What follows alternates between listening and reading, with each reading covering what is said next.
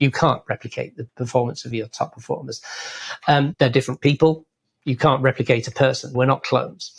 But what you can do is you can try to identify some of the things that may well be important in the way that they behave that could be replicated. So in other words, you go and look at, well, what are some of the indicators that tell me that this salesperson is performing well?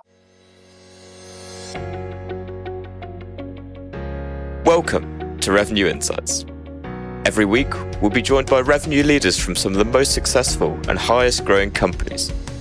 Together, we explore how they built their revenue teams, the journeys that they've been on, and the lessons they have learned along the way.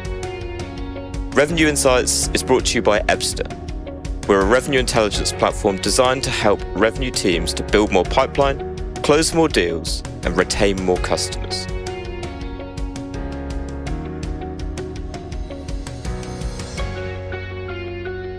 Hello there. You are listening to Revenue Insights. Today I'm joined by Julian Hannabuss. He's the Director of Revenue Operations over at Procurify. He previously worked at Vidyard, Hootsuite, and plenty of others as well. Julian, it's lovely to meet you. Yeah, welcome. Hey, thanks very much. You've got a great story, or certainly that I've seen going back through your LinkedIn. It's always good to hear a friendly, familiar accent for me, of a British accent, although I know that you've kind of been based in Vancouver for a while. So for anyone that hasn't met or heard you before, could you give them a little more color around your background and where you're working now? Yeah, sure. Yes, I've been mostly working in the tech industry, software industry for getting on 40 years now. And most recently, in the last 20 years, been based in software companies in North America, most recently with a company called Procurify, where I'm running the revenue operations team. And really over the past 20 years or so, I've been involved in various guises of what is now known as revenue operations. And so helping organizations who have been involved in various aspects of the software industry.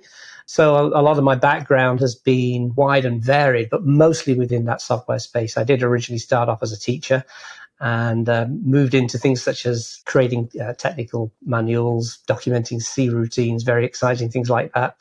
Moved into areas such as product development, worked for a while on support lines, doing some consultancy, doing some sales, pre-sales work, doing some channel management.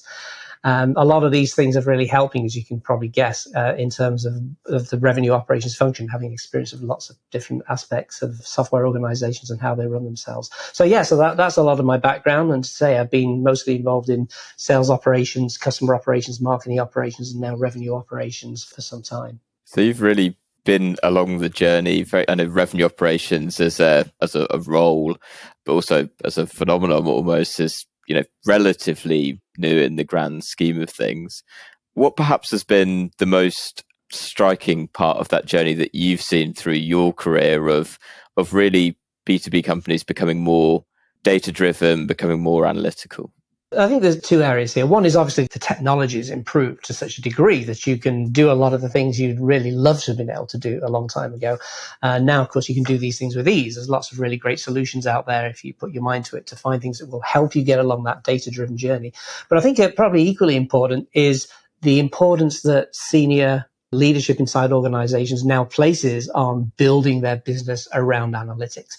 It's no good if you don't have that buy-in to where the leaders are actually going to listen to what you're saying and listen to what the data is telling them. So I think those two things have got to go together. And in fact, I think that second one is more important, that desire for leadership to be understanding and looking at what's happening in their organizations and using data to help form those decisions. I think those two things go hand in hand. So I think those two things have really been essential. Do you think that is, and I appreciate in probably the role that you're in now, you're probably at a place where you've got that buy-in, right? Where, your senior leadership, they're bought into the idea of, using data and they've got access to good data to be able to get the insights to make those decisions. Do you think that's the case across a lot of businesses? What do you think are some of the challenges that a number of businesses are facing that's perhaps preventing them getting there? Well, I can't imagine many senior leaders who are kind of blind to the need to be data driven. I think there may be a few dinosaurs around there who believe that everything is always seat of the pants and everything is done by feel. I think we all know people who probably have had that attitude, but I think they're few and far between these days. So I think the challenge now is, certainly for somebody in revenue operations, is to get those senior leadership people to have the trust in you that they can go to you and ask you what is this data telling me? And not just ask for the data, but ask for your interpretation of the data. Because one thing, of course, is data, and the other one is the interpretation. How does it now apply to our business on a day-to-day basis? What do I actually do with this data? What do I do differently tomorrow than I'm doing today? So I think that is something which is not necessarily always there. They may say, I want to be data-driven, but then they don't know how to be data-driven. They don't know what it means. They think that being data-driven is having huge, vast amounts of data thrown at them. But what does it actually change on the ground? Does it actually change the behavior of the organization? Does it help the organization become better? Does it help the organization achieve its goals? I think that that's sometimes what is missing. There's just overload of data without it actually being meaningful. People feel that I need this data because if I don't have it, I'm not doing my job properly. But then they're kind of blind to, well, what do I actually now do with this? This conversion metric has gone from this to this. So what? Okay, they can make kick and fuss about it, but it doesn't actually change the behavior in any kind of a way. So I think that's an area in which I think we've still got to do a lot of work, is how do you actually make that data actionable and change the organization moving forward in the right direction. I'm interested to know what the kind of state of play was like when you joined Procurify. Was it a few years ago now? Was it in a situation where it's like, okay, we've got our CRM, we've got a huge bloated tech stack? Was it actually running quite well and you were coming in to optimize it further? What was it like? There was no real operational function. There were silos. I mean, it wasn't a particularly huge organization. There were about 100 people working inside it, but it got a fair size of tech stack, as a lot of organizations do. They're sitting on a Salesforce, Marketo, Gainsight style tech stack, very traditional, but nobody really bringing these things together. So I had to do a lot of work to work out, look, what is actually driving this company forward? What are the processes that we actually need to build to make the company move forward? It's a very typical scenario where people had grown up within their own parts of the organization, but there's nothing linking them together. So fortunately, the CEO was very forward thinking and got some good advisors who'd said, look, you really need to get somebody to come in and try and pull all this stuff together. So really, there was nothing there, and I had to build it from scratch. And now we've got a pretty strong functioning RevOps team that I think is one of the best around. I'm interested to know that journey of transformation from kind of where you were to where you are now. What does that process look like? And, realistically, how long does it take? Because I'm conscious that people that will be listening to this will be at different stages of that journey, some perhaps at a similar state and others perhaps at the beginning of that journey. Because I know what it's like internally for us at EBSA, it's this big job here. So interested to know, as someone who's kind of gone through that and come out the other end, what the process is like. Yeah, I've done it a few times now. There's a couple of different approaches to it. The first thing you've got to do is assess what type of organization do you feel that you need to build. You have to do an element of planning. It's not just haphazard. You've got to do some element of planning, and you've got to take into account what are the skills and the capabilities that actually exist within the organization today and what doesn't. There's a couple of ways of building this, and I've used both of these before. One is that you can go and say, look, what I want to do is I want to go and build a team of people, and that team of people are going to have a particular skill set. And the skill sets that I want are going to be X, Y, and Z, right? So maybe what I want is I want somebody who is skilled in project management. Okay, because we've got a lot of projects and processes that we need to build. I need a really good project manager. Maybe I need a good number cruncher. Maybe one of the needs is that we need a data analyst because we feel that we need to become better driven by the metrics. Or maybe one of the things that we really need is somebody who's a really good process person, somebody who can draw together and build business processes. Maybe what I need is an enablement person because we've got a lot of really good stuff, but nobody knows how to behave. Maybe I need an enabler. So you need to look around and think, look, what are the kind of skills that I need? And there's two ways of building this. Either you can, as I said, you can get somebody who's got those particulars of like project manager, trainer, data analyst, and build your team around those. Or you can say, well, actually, what I really need is I need somebody who really understands the marketing aspect of our organization. And I need somebody who understands the customer success part. I need somebody who understands the way that sales happens. So you can either go down that kind of line of business route and get experts in those line of business and bring them all together and say, all right, okay, right, we need a process to improve the way that leads come in through marketing and get into the sales team are dealt with. All right, marketing ops person and sales, you two work it out, right?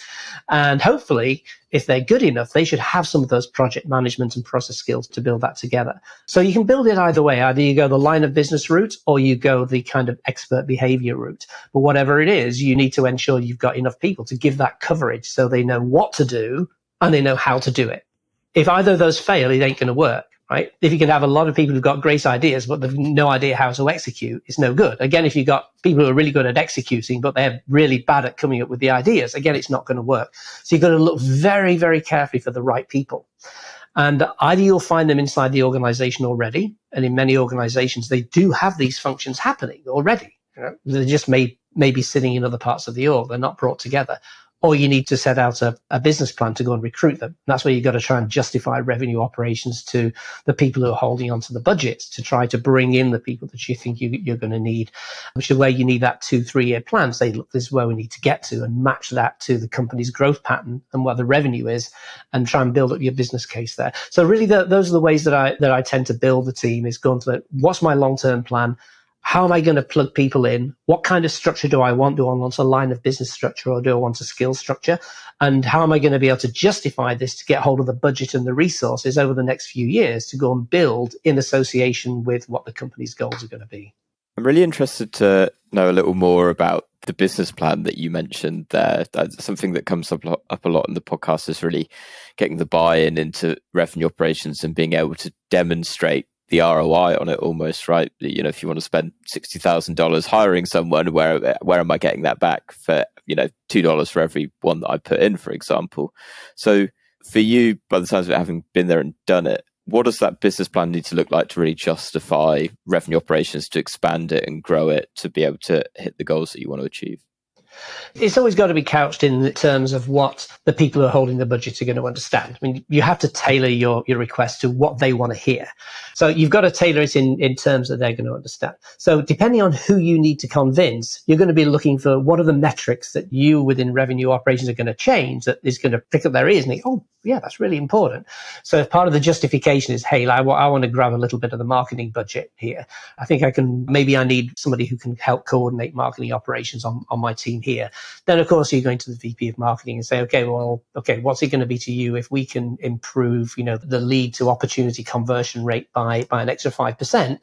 By putting somebody in who's going to be optimizing your lead flows, cleaning your data, who's going to be ensuring that the processes are clean, that all the exception reporting is done. What is that extra 5% going to mean to you?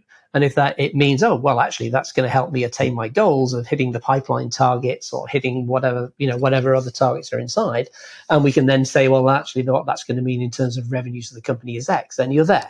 Now, those kind of calculations are very easy to do. Obviously, the actual mechanics of the calculation is easy. You have to try and use their numbers. Say, look, do you think we can affect a 5%? Okay, well, what if it's 4%? What if it's 2%? Are we still justified there? Now, you can do that until the cows come home, but they're not necessarily always going to be. And you and I, and probably most of the people on this call, know that most ROI calculations are actually fiction, right? They're just fairy tales. Most ROI calculations are just fairy tales, right? But they can be a fairy tale that can stick. So that's usually how I would justify it, and saying, look, these are the metrics that we think we can affect. We think this is a good thing for the company. If you want, we can try and put a monetary value on it. But actually, things are sometimes beyond the pure immediate monetary value. There are things that we need to scale. Okay. If you want to grow, 100% in the next 24 months, we have to scale the company. So it's not always down to ROI. It's meeting company goals. It's if you want to scale, how are we going to manage to do that without somebody doing this for you, right? If you want to become data driven, you've got no data, you've got to have somebody. So some things are kind of beyond ROI calculations. It's like things such as an email system. Everybody needs an email system. There's no ROI on your email system, right? It's just there. You just need it. So I think that's how I would approach it in terms of justifying. It's know your audience.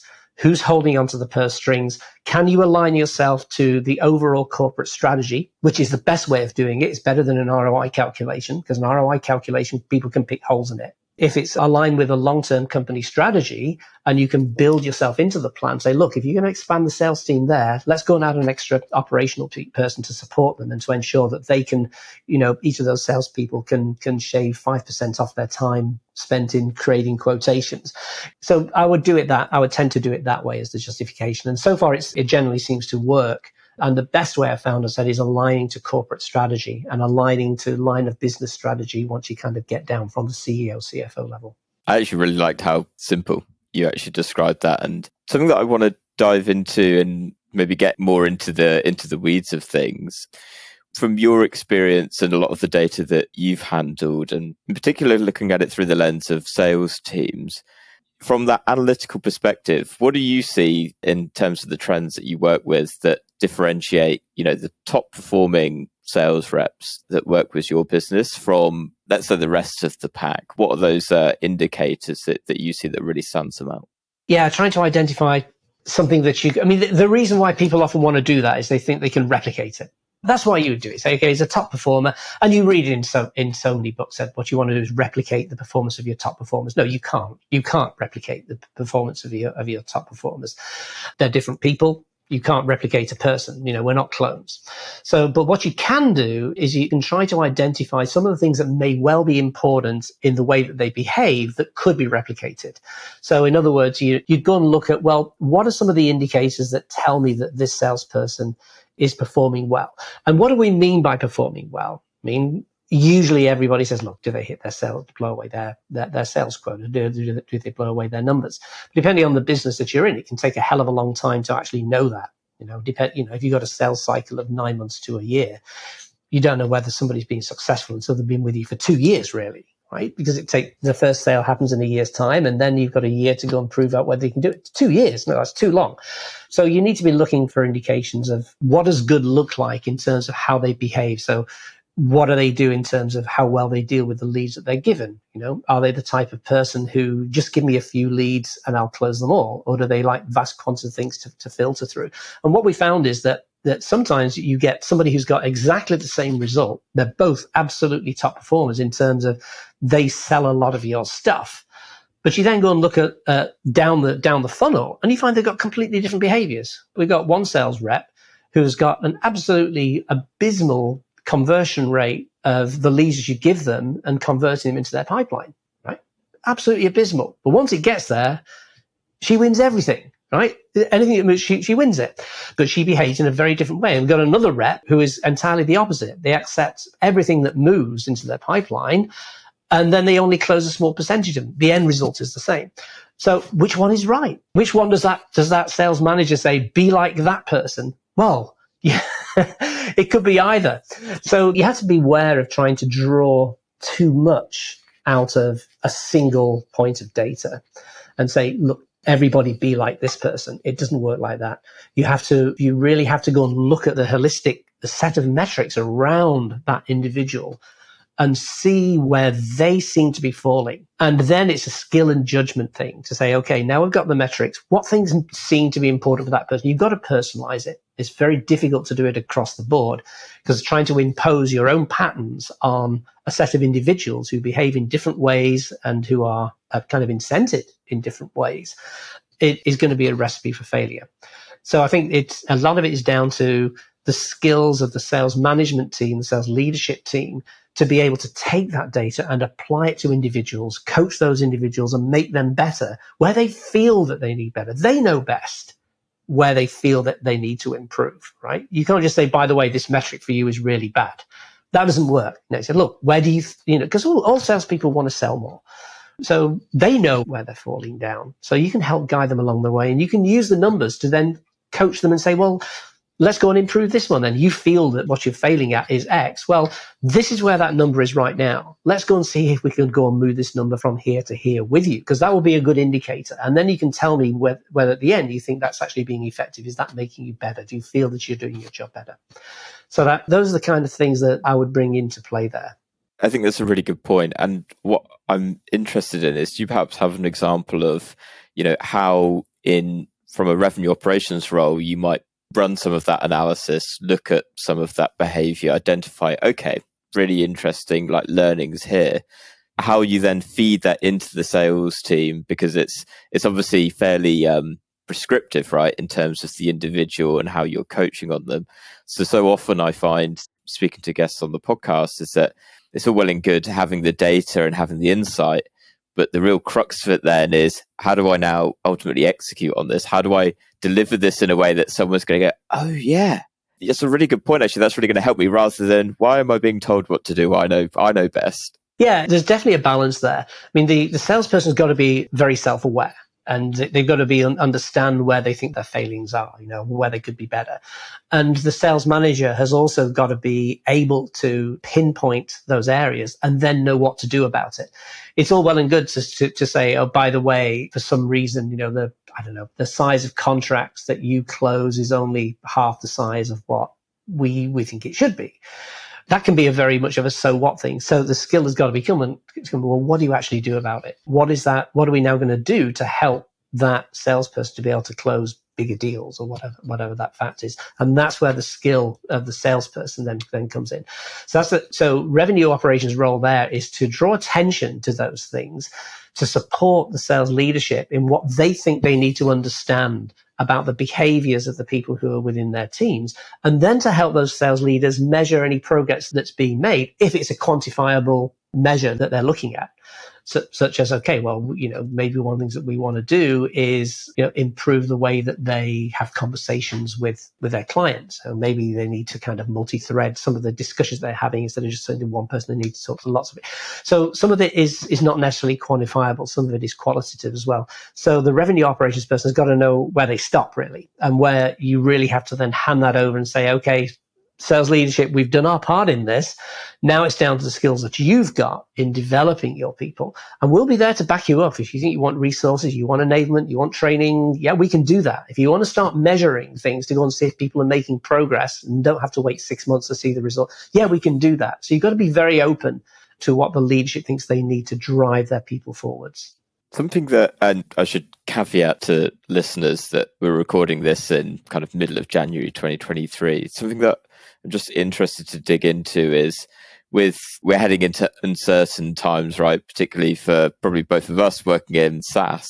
From your role in revenue operations, what are you doing perhaps differently this year compared to certainly some at the beginning of last year and even the year before that to kind of prepare for some of the headwinds that are certainly feel like they're coming in 2023?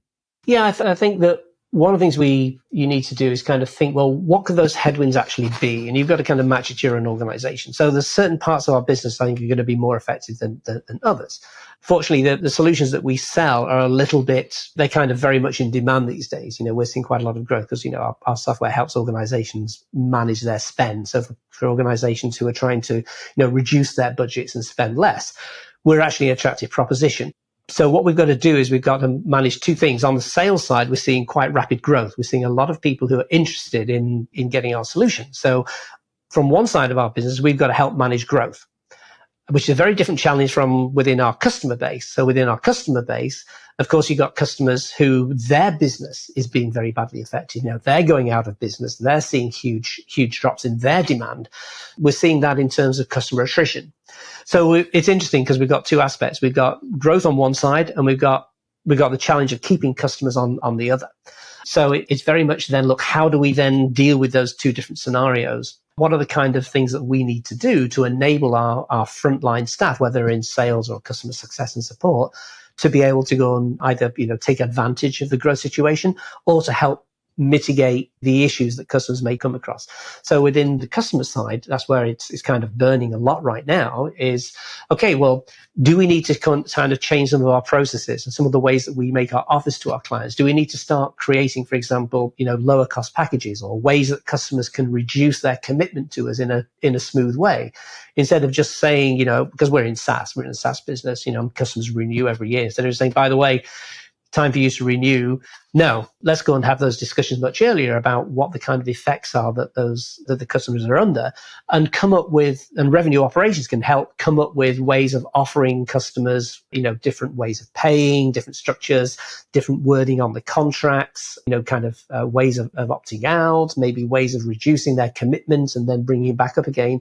So creating processes, creating technology solutions that allow our frontline staff to then take advantage of that and go to the customer saying, look, here's some things that we can talk about. And we know that at the back end, we can support those. We've got ways of doing business that are going to be good for us. And hopefully then we'll help the customers get through those scenarios. So we're having to think creatively about how we operationalize and think about packages and pricing and approaches to the customers. So I've got somebody who's a specialist in customer success operations on my team, who's that liaison point, is listening very carefully to what the customers are saying to our customer success managers, and then coming back to say, look, it sounds like we're seeing this scenario a lot. Let's go and create a process around this kind of scenario that we can then roll out and help make it a little bit easier for our customers to stay with us. Is there perhaps one example from that you're seeing really starting to see results in terms of reducing that attrition? Yeah, we are. I think one of the most important ones that we found is kind of flexibility in terms. Giving, instead of holding people to typically 12-month contract annual upfront, then being more flexible in the ways that we offer terms to people. Okay, well, we'll change the billing so it will help your cash flow a little bit easier. Things such as looking very carefully at the customer's usage patterns, coming from kind of our big data set, and go and look at their usage patterns and trying to predict, hey, it looks like this customer is starting to reduce their usage of our solution. Maybe we need to be a little bit more forward thinking and go to the customer in advance and say, look, is there something that we probably want to talk about now? It looks like you're reducing your usage of the system. Do you want to maybe reduce some of your commitment to it? So kind of get in front of them, just say, oh, okay, I've got this bill from Procurify. I can't pay this bill. Let's just go and cancel. No, we're trying to be a little bit. So where we're able to help is like providing some of that information to the customer success managers so they can be a little bit more forward thinking in how they can deal with their customers if it seems that they're having, if the customer are coming across issues. Allow me to ask one final question to you, Julian. If there is one book that you would recommend to other revenue leaders, revenue operations leaders, which one would it be?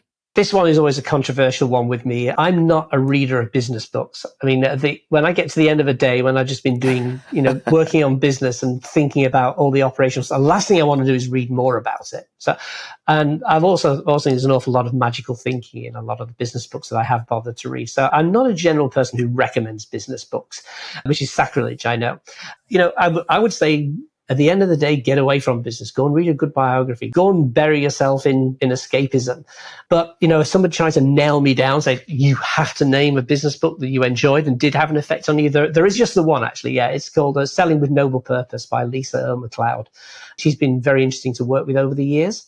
And I often refer back to some of the sections within that book and some of the broad areas of interest in that. So I think it does summarize very much my approach to business, this concept that you've got to have some reason for doing something. You've got to feel that what you're doing is important. You've got to feel that you really want to help your customers. And that thing really resonates with me. So that specific book and the way that Lisa approaches business is something I would highly recommend. So yeah, Selling with Noble Purpose by Lisa McLeod. I feel like I have to ask, what about a fictional book for escapism? When you've had a rough day, stuck in a spreadsheet. Oh, right now I'm just traipsing my way through all the Richard Osmans. Oh, so yeah, a great escapism. Yes, yeah. So it will teach you something about British culture as well, those. Absolutely, yeah. Pure escapism will do me nicely. Yeah. Fantastic. Well, Julian, it's been lovely to have some of your time and to pick your brain. For everyone listening, if they want to learn a little bit more from you, perhaps connect and ask any questions, where can they find you? Well, obviously, they can find me on LinkedIn. Yeah, I do respond to messages on LinkedIn. Send me a message over LinkedIn is the easiest way to get hold of me. I'd advise you use that. Excellent. Well, thank you so much again. We'll put a link to that down into the show notes as well. And to everyone that's listened, thank you so much. Yeah, well, thank you, Lee, for your time. It's been really interesting with the questions that you've been asking, and hopefully your listeners have found something of interest there. Thanks so much. If you found it interesting, you can send Julian a message and let him know. Thank you. Thanks for listening to Revenue Insights. If you want to learn more, subscribe to our newsletter and we'll deliver every episode straight to your inbox. If you have any questions, feel free to connect with us on LinkedIn. Our links will be in the episode notes. See you next week.